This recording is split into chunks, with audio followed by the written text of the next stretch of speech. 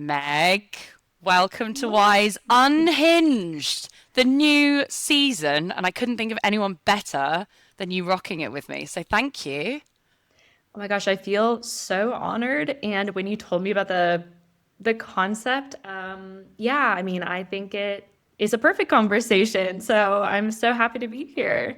Well, you helped me shape the concept because Meg and I also work together. She's my coach, right? Meg is a badass on LinkedIn, so if you don't follow her, do. The reason I think you're so perfect for the unhinged discussion is I'm going to call out a few things that you talk about on your LinkedIn. Firstly, if anyone is watching this video, Meg has the most amazing purple hair. And I know that you didn't always have purple hair, right? You did dye your hair purple. You also decided to fuck hustle culture, which I love. And you talk a lot about witchy things, cats, matcha. I think I see you with matcha all the time. I fucking hate it, but whatever. You do Oh your my gosh. thing. Oh, she's got it. Of course she's got it. Mhm. But talk to me a bit about that because this Meg isn't always the corporate polished version of Meg that was before. How did you bring this authentic version of yourself out? Yeah, it's so funny because as your coach, I also have a million coaches, and it was about a year and a half ago when in my business and on my LinkedIn, which is how I get most of my business, I felt like kind of having an existential crisis. I was really bored and I couldn't find any motivation. And so I worked with a content coach, and he's a friend of a friend, and it's so funny because he was like, "Meg, let me just get this straight. You're a witch and you're not saying that on LinkedIn." Now, to be fair, I was his almost like first LinkedIn client. He does a lot of other platforms. So, of course, my first response was like, "Dude, you don't know what you're talking about. This is a LinkedIn. It is professional." And he's like, "Okay, well, I know the internet." And it is so funny because who I was outside of my professional profile was so radically different. I actually used to have pink hair, and I remember a someone booking a meeting with me, and he literally said, "You have pink hair." And I was like, "Oh yeah, yeah, it Well changes a lot." spotted. Thank you for acknowledging. He was like, "No, you need to like put that on your profile." And you can't see, for people listening, you can't see the face I'm making, but it was not like a good comment. It was like, what you I should have known that you had pink hair. And yeah, it was interesting because I felt this contrast between who I was in real life and who I was on my LinkedIn. And so this coach of mine recommended, he's like, "You need to just be yourself on LinkedIn." And I had so much resistance. But yeah, there's a lot of even like brand theory that goes into it. So even like purple with mysticism and but I mean, I had pink hair before, and I dyed it purple. But yeah, it's been such a beautiful experience. And I think there were so many fears I had around, I know we've talked about this a lot, Yeah. around showing more of yourself online. It can be vulnerable, it can be scary for multiple reasons. I think for me, there was this fear of, if I show my weird self, I'm never going to get any business because I had been taught that professionalism is essentially being an old white man. And, embracing my true self, which is very different than that. Even, showing tattoos can be scary for people because, we have these outdated definitions of professionalism. And the weird thing, I think that I thought there were going to be all of these consequences, that I was never going to get business again, that I was going to not be taken seriously. And the real consequences have been, I get to like people book consults with me, and I get to have conversations about tarot and about like their deepest fears and how all of that translates into sales and their results. And so, yeah, I mean, for me, it's not only been a content journey, but it truly has been a deep, soulful, spiritual journey of almost embracing more of myself, even in my life, because I get to show up more authentically. And also, the weird part is calling yourself a witch on LinkedIn kind of pressures you to embrace more magic in your life. So it's truly had an impact on my life and on me as a person, not just how I show up online. And of course, it has had an insane impact on my business in such a positive perspective. So a lot of the fears, I think it took me a long time to get over the fears, and I know you've been working on some of these. Yeah. But it has been the most beautiful journey. And it's been amazing to watch your journey. I mean, I found you randomly on LinkedIn and I was like, who is this amazing woman with this awesome hair? And I think it can be easy to prejudge when you think cats. I think you even say fiction matcha, and you're like, what is she Yeah. on about? But then your content is so authentic and informative and gave me so much for supporting me through that sales journey. And it made me really question myself. And I think this is such a great topic for the listeners because it does make you think, hang on a minute, who actually am I? Like Meg was a witch. Like you weren't showing that side of yourself. And you asked the same question to me. You were like, who are you?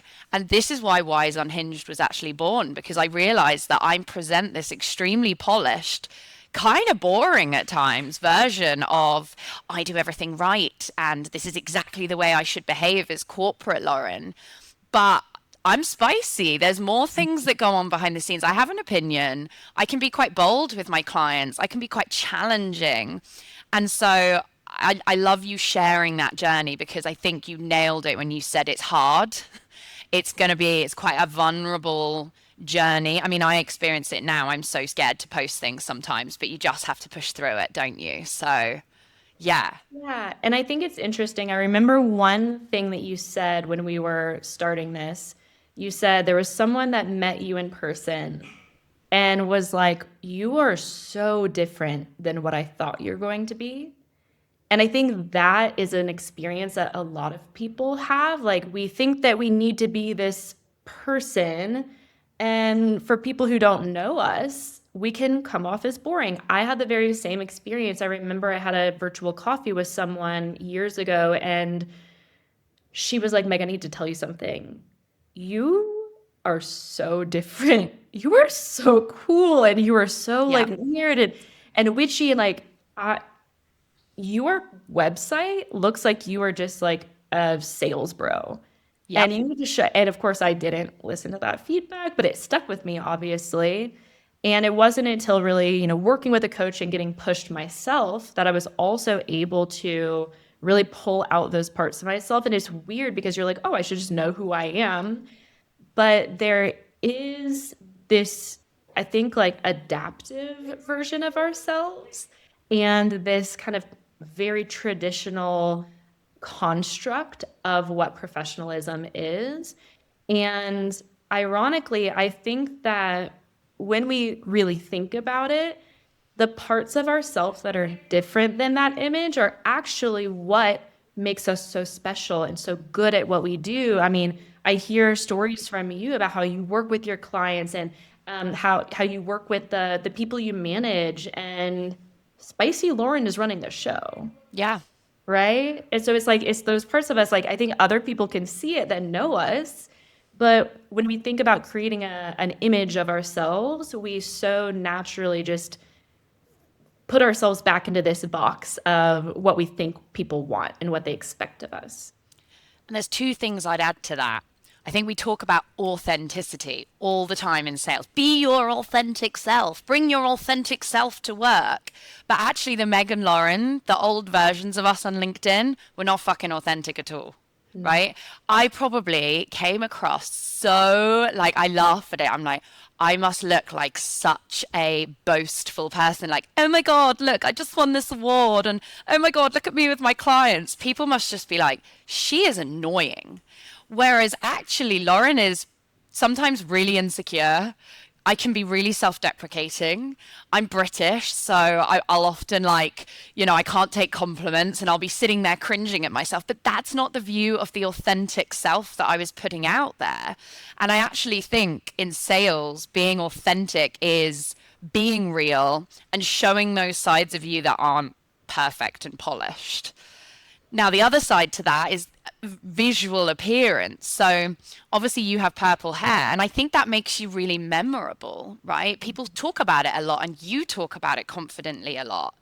And something I think about in sales as well is it's a really saturated market. There's so many of us trying to sell to the same buyer. Actually, who are they going to remember when that person leaves the room? And something I've been not even experimenting with, I think I've just done it because I'm like trying to be my authentic self, but is trying out new clothes. And I went to an awards ceremony last year and I wore a silver suit, right? And it was a badass suit. It was really cool. I wore it with trainers. And I think the compere on stage made a joke about Lauren and her silver suit. I went back this year and I wore bright green trousers. And everyone, people I didn't know, came up to me and was like, "You were the girl in the silver suit last year. I love your green trousers." Yeah. You know what I mean? You're like, I didn't even intentionally do it, but it really made me memorable and remembered in that environment. And I think that's a really powerful story that I wanted to share. Yes, and honestly, both of those fit together so well because I think that when we've been talking about kind of about content and public image, but in sales, it resonates so deeply because I think so many of us in sales think that we have a perception of what our buyers want of us. And most of the time, I think we think that it is basically a robotic product expert. And I'm like, okay, well, it is 2026. They have AI for that, you know? And it's interesting because I used to work with someone called Andy Paul, one of my favorite sales trainers out there. He wrote the book Sell Without Selling Out. And we were doing a program with him, and we actually had our the people in the cohort go to their clients and ask them. So when it came to making a decision to work with me and to work with a company, like how much of it was me versus the product, like me as a salesperson, our relationship versus the product. And what do you think your salespeople would guess would be like the percentage that was them? Oh God, I don't know. Hit me. I think like people would probably assume, I don't know, 20, 30%, Yeah, like, I was going to say right? around the 20% mark, sure. 60% them. Wow. Yeah.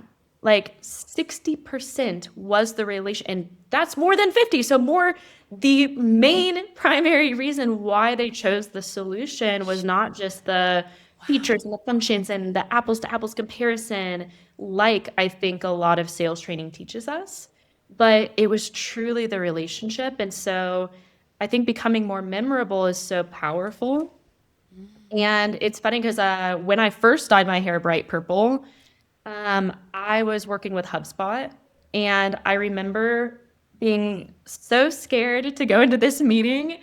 And it was when I like updated the sales witch and I was starting to like create more content there. And I was so nervous for this meeting, but they said something. They're like, Meg, oh my goodness.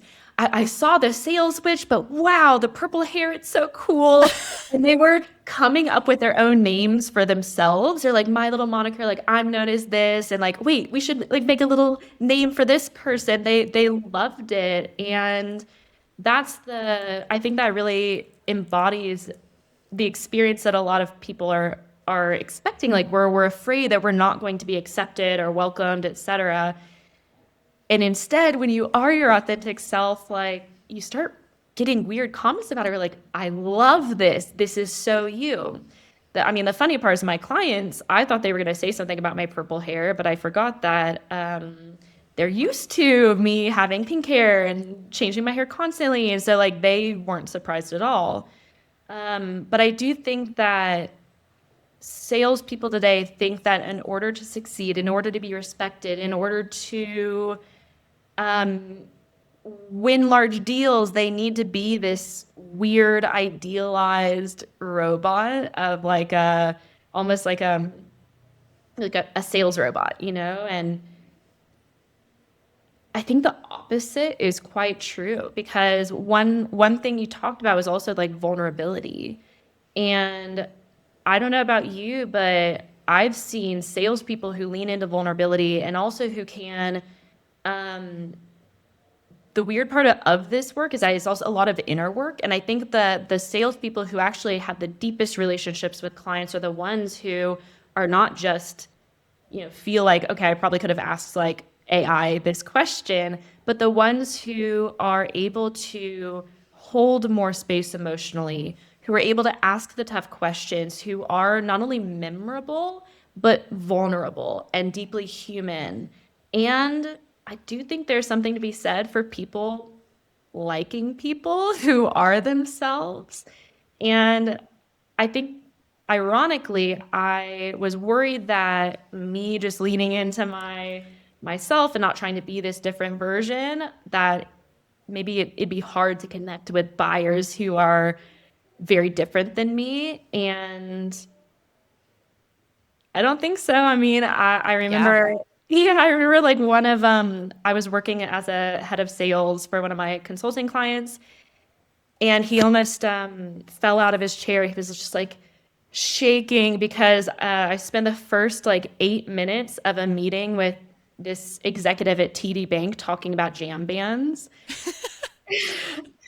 And he was like, "Are we gonna like get to the demo?" And I was like, "Well, we're not gonna do a demo on this call, but that's another." We don't have time. But the funny part is he was just like, "Why are you wasting all this time?" I'm like, "This is not wasted. Like small talk, big reward." I didn't even have to reach out to this buyer. He would message me like all the time being like, "Have you seen any shows recently? Like I just went to this one. It was amazing." I'm not going to get ghosted by those people, you know? So I think we forget that sales is just like basic human connection. So it's not just about having purple hair. It's like accepting yourself and doing that inner work also allows you so much more emotional capacity to connect with others in a human way, and not only differentiate yourself from other salespeople, but differentiate yourself from robots. And I was it's just going to so say that. important. I Yeah. was writing in the background as you were talking because I saw one of those robot avatars, and now they're talking about the SDR role is going to become obsolete. You can just ask Lauren the avatar. And like, I get it. There's definitely going to be a value of like getting information quite quickly, right? If you email me and I'm in meetings, maybe they need that faster, quicker to do their own self education and go on that journey. But fuck me, it's taking away the human. And you're right. Actually, good selling, I often tell people, you're not really selling at all. You're building a fucking relationship with that person. You're understanding really what their deepest, darkest fears are, in maybe personally too, right? What do they like? What kind of music do they like? It's such a good example because that's where the true trust in comes in. And then that's when they might pick up the phone. And I mean, I had someone reach out who is a client and ask me for some advice, right? She literally said, "Can I get your advice?" And I was like, "That's so nice." I love her. She's awesome. And we gelled straight away when we met. But what an amazing thing that it's not about this transactional selling relationship. It's now got to the fact that we just ask each other advice. We're humans.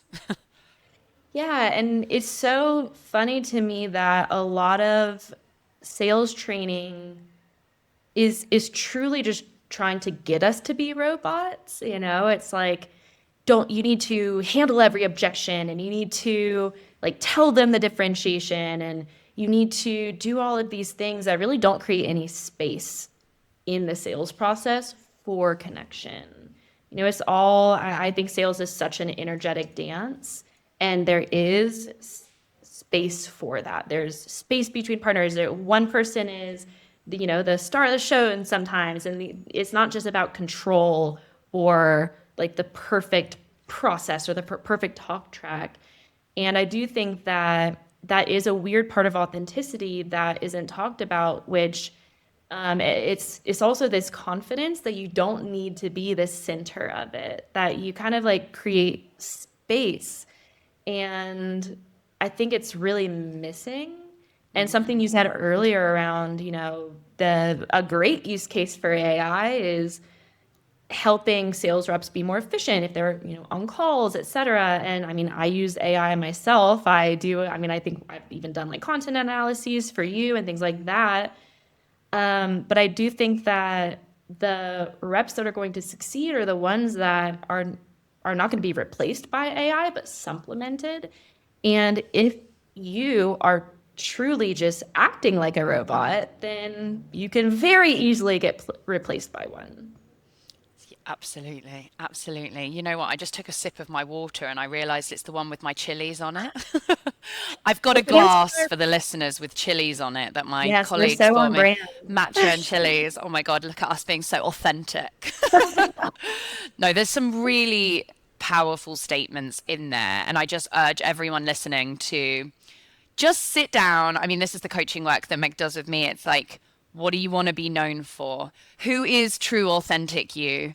You know, who is not just the polished version, the corporate version, but deeply what do you care about? And bring those to your client relationships because they'll feel it. They really will feel it, and you will feel better in the long term. I feel that a lot with your journey, Meg, when I watch some of Yeah. your really revealing and you're so wonderful with your words about the journey you've gone to get to where you are, but like I can see you just thriving and feeling so happy in who you are now.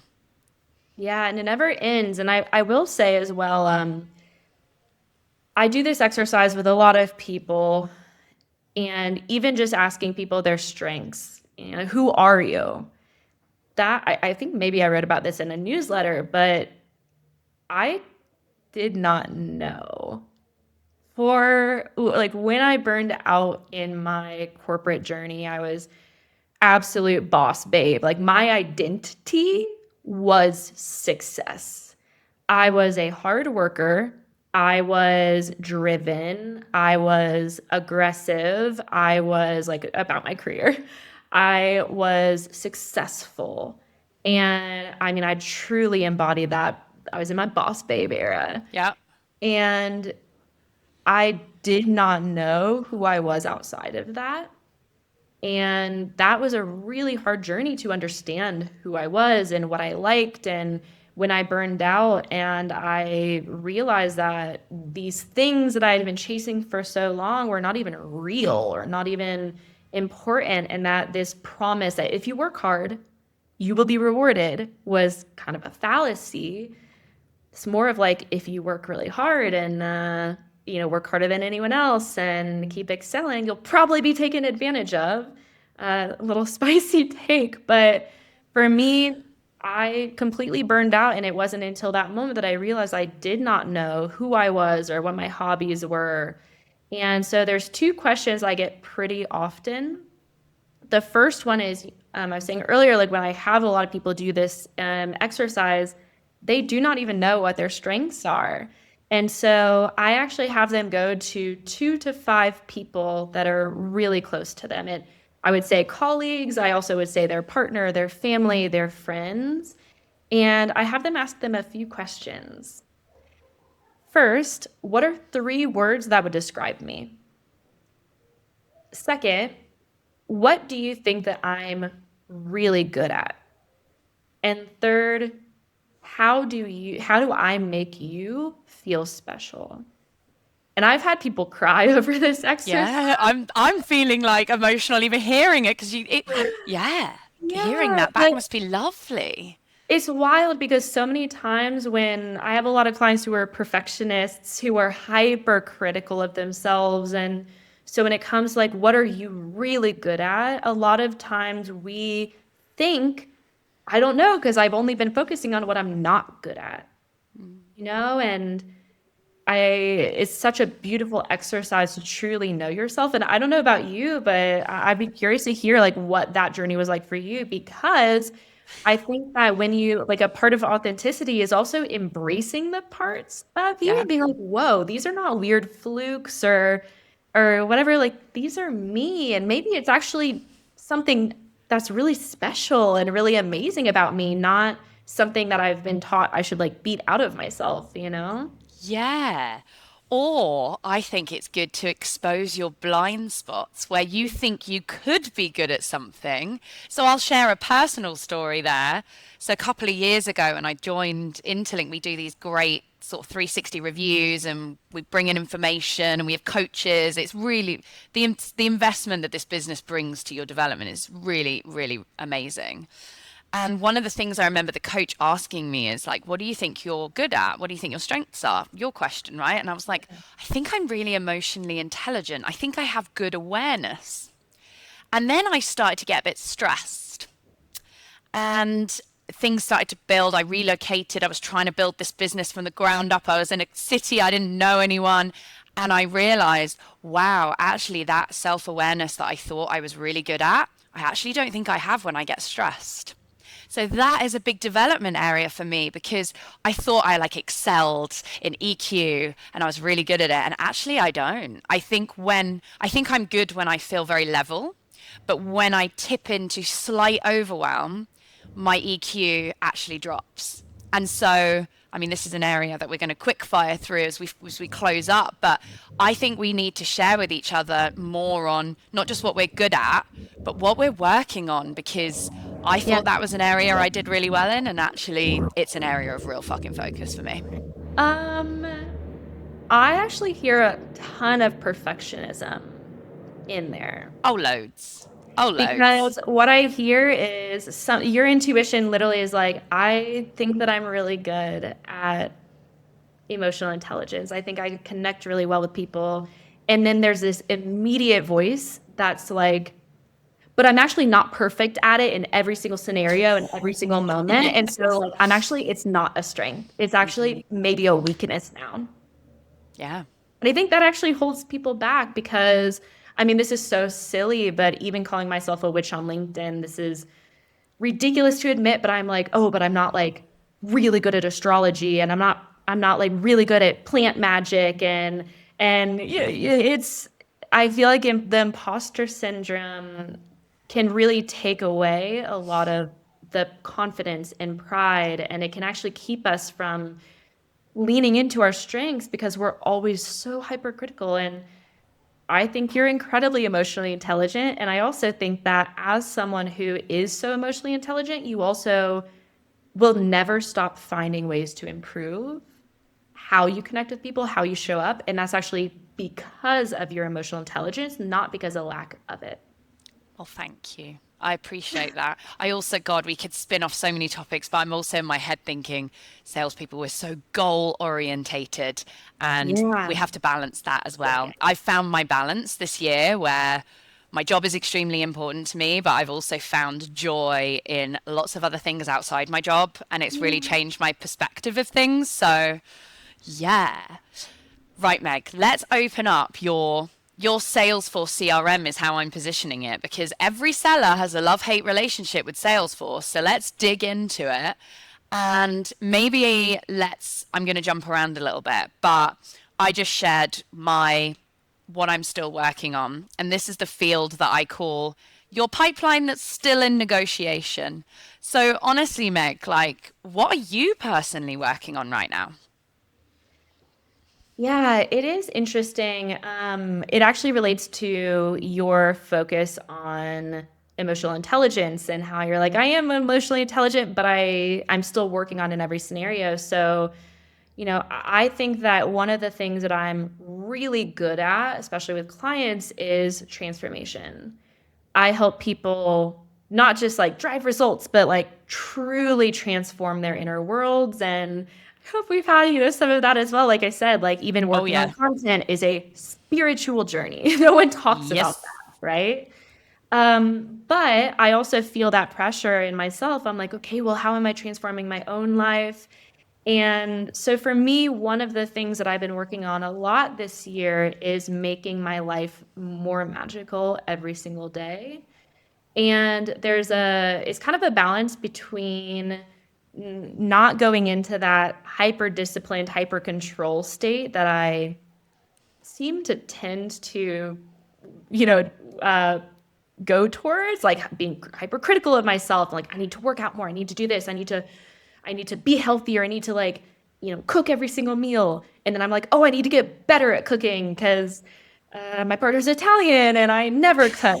But overall, for me, it's basically just deepening magic. And what I mean by that is so often as salespeople, we are so focused on the goals, right? We're like, okay, like I just want to focus on revenue and I need to make sure that I'm like the meetings booked, etc. But the other part that fuels that is your energy.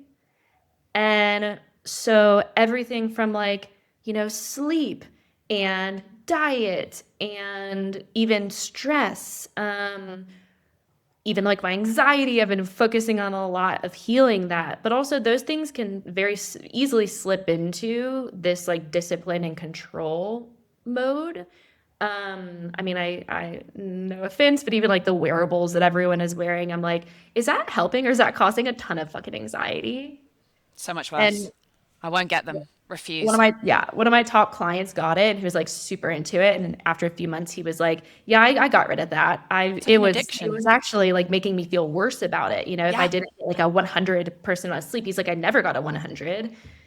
So for me, when I say like making my life more magical, it's definitely incorporating all those good habits, but also adding some fucking whimsy. Like it can be beautiful and Hmm. even getting out more and improving my emotional state can be like going in the sunshine and just soaking it up and taking long walks in the park. And so for me, yeah, I think there's a big focus on like optimizing and like peak performance. But for me, I'm like, nope, I just want to add some more whimsy and I want it to be a beautiful experience to have a better life. They say it can be really hard to like feel energy through the screen, but like I felt you as you were saying that. Like I actually started to get a bit emotional. I can feel tears building up. Like it's crazy because I think, and again, this is like in relation to what we do as a job as well. Like I just feel that you're really finding that balance. I just love the word magic as well. Also, I'm getting my cards read tomorrow and I'm so fucking excited. Yeah, My I gosh. know. Oh, you need So to send it to me. I'm so I excited. will. I'll tell you. I'll obviously we'll do a download when we next catch up. But Yeah. yeah, it would be interesting. I had a bit of an astrology reading, and I don't know anything about astrology, but my friend does, and it came out with a little bit of what you're saying. Like I'm someone that is very disciplined and very driven and ambitious, and that's not going to go away. But also, I have this fucking adventurous side of me that Yeah. needs to come out. And I feel that when you were saying that, it's like you want to have fun, you want to have freedom and autonomy, but also Meg is bossing it in your job right now. Like you have Mhm. clients. I mean, I think you said recently on LinkedIn you're booked out, and that is from all of the work that you've done to build your brand in this space. So I'm proud of you. This is awesome. Yeah. And I think it also, there's an element of seasons and rituals as well. Like for me, I think that I used to struggle with good habits because I felt like I was like forcing myself to do it. But yeah, adding more magic, I think even just something as simple as calling them like rituals instead of habits, like what feels good. But yeah, I think this allowing yourself to have fun as Hmm. well is something that I don't know about you, but when I look at all of the like peak performance stuff on LinkedIn, I'm like, this doesn't feel fun. This feels like Ugh, punishment. It feels like we're like exhausting. punishing ourselves. Hmm.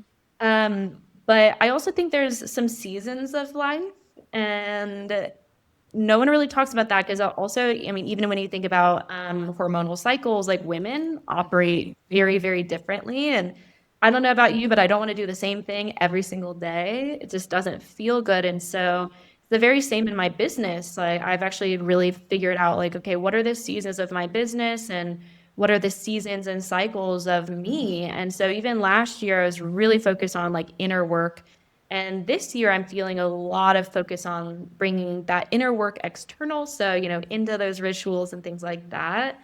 And I'm also about to start another big push for building another business. So, Oh, yeah, wow. it is interesting to kind of figure out what feels right for you. But I think for me, I felt the call to whimsy, and it sounds like you have this like call to adventure. And I think if Hmm. we can incorporate more of that in our lives, I think it energizes everything else. It's made me better in my job, 9 to 5. I Yes. feel I've never felt more energized getting up. Like I love my job. I get in and then I close that laptop and I do something that energizes me inside. I'm a better all-round leader. Like what did someone said it the other day? What did they call it? Like you're in like a thriving state or something. Like you're in Feeling total in high flow. performance. You're in flow. Yeah. Yeah. And it really feels like that. And I think that's having those two sides of you, because if you give too much of that one side, it's just going to fucking drain you, isn't it? Yeah, it's also, I don't know about you, but for me, the times when I feel the most stress, the most burnout, the most like I don't have, either I haven't earned enough time to rest or to do those things, or I'm just like, no, I'm too busy, is the times that I need them most because they Definitely. do fuel everything else. Hmm. But I think I definitely get into that mindset of I haven't earned rest, I haven't earned play. And I very easily forget that that makes the work so much easier, so much better, and you truly are in that flow state. And I think it actually it brings up what we were talking about earlier in terms of that robotic. A lot of sales people don't, we are not taught about energy in sales, and it matters. Massively. I mean, like I said, I could feel it through the screen. Like when you are pitching and presenting, if your energy is off, they will still feel it. They will feel it more in person because that's just the way it is. I'm actually building some training at the moment on like body language and signals and the power of your hands, if anyone's watching, of being in screen, because that actually showing your hands builds trust, and we can go down a whole nother angle. So Yeah. we're talking about flow state, but what about when you haven't been in flow state? So I'm calling this section the closed lost file. Because let's face it, Meg, we've all fucked up. We've all had something that has gone horrendously wrong. But that's the time that you've learned the most. Do you have a story that you can share there? Yes, I'm like, I actually have so many stories for this. I think we all do. But yeah, the funny thing about now when people look at my career and they're like, wow, you got into consulting and you own your own business. And I think there's this assumption that I just had this all planned out, or at least that's what I assumed of people who were successful. But everything that I have now is because of a horrible experience. Mm. So I was working in a role where, I mean, my entire career, I just chased the next promotion, chased the next thing. I mean, went above and beyond. And I remember I was at this point where I wanted to get like a director title. And I was so close. And I had earned it. I had like we literally had a quarter where we doubled our sales forecast, like best in case, like because of implementing a framework that I like implementing Medic. Hmm.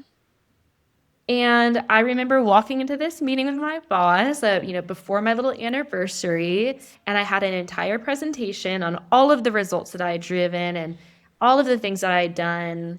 And I got the response, we don't just give away promotions. And this like eye lock with me, like I'm in control. And it was shocking. There were a lot of weird political things. Um, and when I tell people this story, even at the company, they were like, wait, so what? Like Yeah. he said that to you. He said you and it's so funny because when I left the organization, they replaced me with 5 people. Jeez. Working 4 jobs I for mean, free. And it really broke me because like I said, I had grown up with this perspective of if you work hard, you will be rewarded. It was this promise. And so I just felt this massive betrayal, but on an existential level. And so I ended up, and also I was working 5 jobs. So with the promise that I was going to be a director and that I was going to hire a team to take on all these responsibilities. But when that didn't happen, I also just crashed because I was like, no way that I can keep up this pace. And I burned out. And I Mm. remember I went home that day and I was like, wait, I have not walked home with the sun out in the sky since my last job 2 years before. And I just remember so vividly going into my bedroom, turning off the light, and getting into bed and sleeping for like 16 hours. And it felt like my brain, I was like turning off the light and turning off my brain. All of the stress, all of the concern, all of the ambition just totally drained from me. Yeah. I ended up having to take time off of work because I literally was crying every morning. I did not have any motivation. And I quit several weeks later. I took a fake vacation because Love. I ended up, I guess it was like maybe a month or two after I did this that I ended up quitting because after I did come back, I was like, fuck this. And I just started posting on LinkedIn, and I got my first consulting client. It was like $36,000. And I was like, I am rich. And It's note to amazing. self, that's not that big of a runaway. Yeah, exactly. Well, I think it was if that didn't come through, I think the universe like was putting that in my place because I was like, this is amazing, this can happen.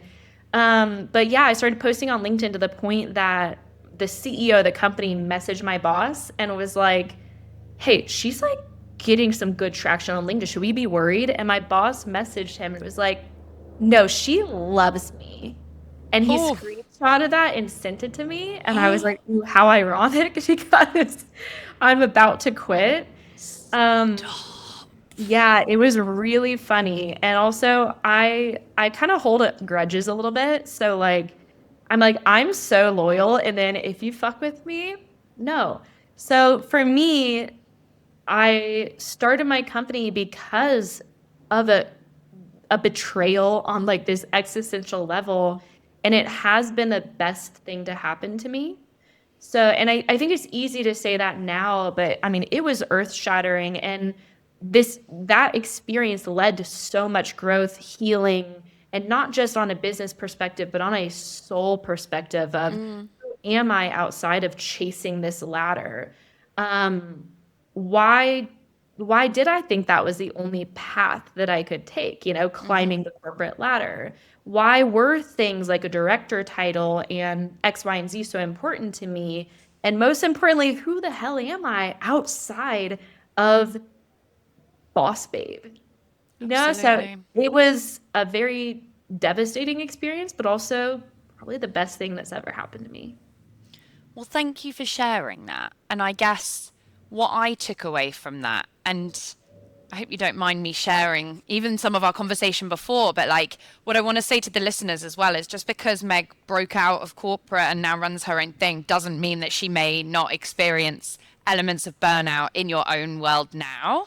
But I think, I hope, and maybe I'm taking words out of your mouth, so correct me if I'm wrong, but how I see that, also based on me knowing you in our conversations, is like you will never fucking allow yourself to get to that point again, right? You are so hyper aware of that feeling of, wait, it's tipping over a little bit, it's too much, that you're very good now at noticing it, putting the things in place to give yourself that space, and then getting back into your flow state. And I think for anyone listening who has felt those feelings of burnout, like seriously consider taking your foot off the pedal. Like no one's going to die other than yourself, quite honestly, if you keep going. Your We've all ego. been there, right? You need to Yeah. protect yourself and not let it get to that point because it's a really hard thing you went through for sure. Yeah, and to be honest, I think a lot of people that do when I say burnout now, I'm like, oh, like mini burnout, but like I had capital B burnout, and so Right. many people I talk to are like, it's the best thing that ever happened to me because I was forced to absolutely change on a deep spiritual and subconscious level. But I would not recommend letting it get to that point because Mm-mm. it was awful. Yeah, no capital B burnout, please. No. So look, we've chatted for ages, and I love it. I could chat to you for hours.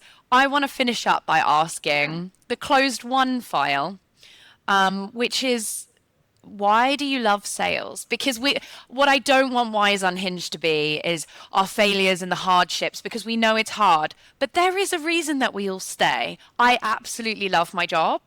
And I'd love for you to share, why do you still stay in this industry and what kind of still lights you up about it? It's so funny because it also relates to what I said that I think like my special power is, which is transformation. Most of the clients that I work with, I think everyone assumes that salespeople, there's that saying that salespeople are coin operated. They're very money driven. And like, let's be real. Even for me, money driven is even like generational trauma around not coming from money, and Yep.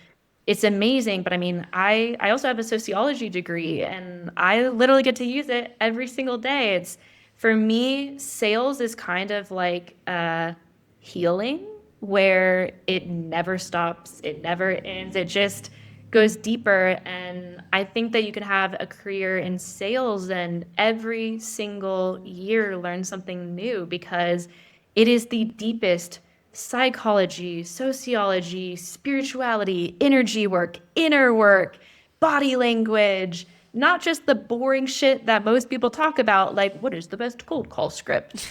But I think that that's the coolest part. And sometimes even as a sales coach, I get a little imposter syndrome because I have clients that have been working with me for 4 years and they're they've been the top salesperson for 4 years after working with me. And it's like, well, what else can we work on? And there's always something. And a lot of it is it's not always talk tracks at that point. It's even asking yourself like, we would do like sales archetypes, and we we even talk to people about like how can you work like as little as possible, and would you want to launch a business on the side. And I do think that sales builds these skills that just turn people at like, there's so much discipline and there's so much beauty and there's so much I think a lot of people think that sales is just hard work, and like, let's be real, it is. It's not just hard work and hard hours and like ambition.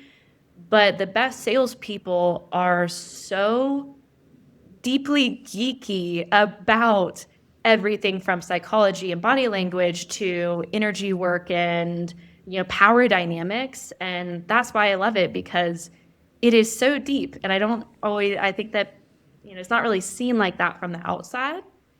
But I know we have geeked out so much So on much.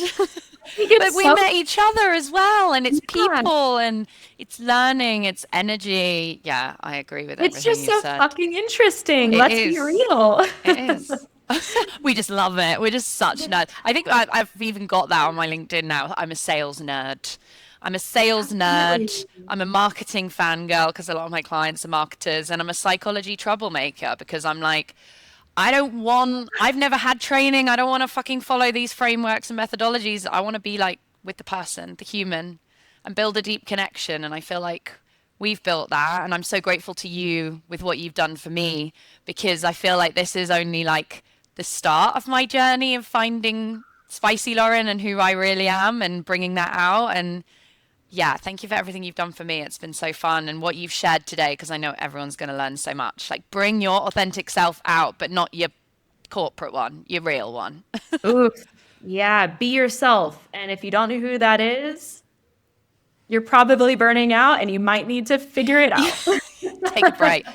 Write down those questions that you said earlier in the episode and get journaling this weekend. So, Yes, absolutely. Well, it's been so thank you, much my fun. darling. It I can't really wait to has. see you like blossom and bloom yourself. And Yeah. it's been such a beautiful journey. And I think there's so much more to uncover as well. There really is. Thank you for everything, my darling. You are wonderful, and we really appreciate you coming on. Thank you for having me. Thanks, Meg.